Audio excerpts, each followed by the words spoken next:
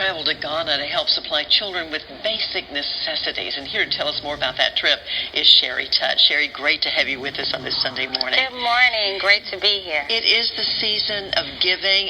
You guys did that prior to Christmas, and you're just here to talk about this amazing trip. Fill us in on how you came to do this. Absolutely. So it's really not a local organization. So I met a young lady a few years back in college at Paine College. Okay. Her name is Lucretia McFashion-Renown, and she has been traveling to Ghana off and on for a few years. Well, she started this group called Sistahs, where we go over and basically we made a difference. When I was asked to go on this trip, I had no idea the impact that not only I was going to have, but they were going to have on me in my life. Well, I want to take a minute to show the folks at home some video, actually, of your trip. It's really pretty amazing when you think about the impact a few people can have on a country, on the children who live there, the kids who are desperately in need. Tell us a little bit about what you saw. So, Africa itself is a beautiful country, and in the areas that are really wealthy, they're very wealthy. But in the areas where they're very poor, they're very poor. Basic necessities that were needed, like, we take for granted that our children get up every morning, go to school, they have clothes to wear, they have a desk to sit at, they have food. Yes. So one of our initiatives was to ask people to make donations to provide desks.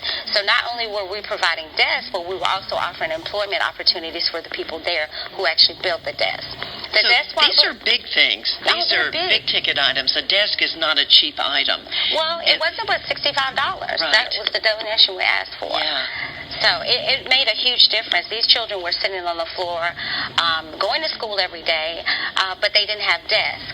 We were able to provide solar lights for some of the villages because, like I said, basic necessities for like lighting and so forth, things that we take for granted. A lot of those areas not hooked up to the grid, right? I mean, absolutely. We take flipping the switch for granted here in Augusta, GA. Right. But for a lot of these kids in Africa, there are no lights when it gets dark at night. Absolutely. So imagine trying to study or prepare for school the next day and you don't have lights. Yeah. So we did solar lights, we did flashlights, we provided shoes for over 500 children. We provided underwear and socks to over 2,000, we actually went over with over 2,000 pair. Boy, we could talk for a half hour. I wish we could. But in 30 seconds, how many Journey Sisters accomplished this? It was 14 of us. 14. Myself, another local young lady, Kiki Lily.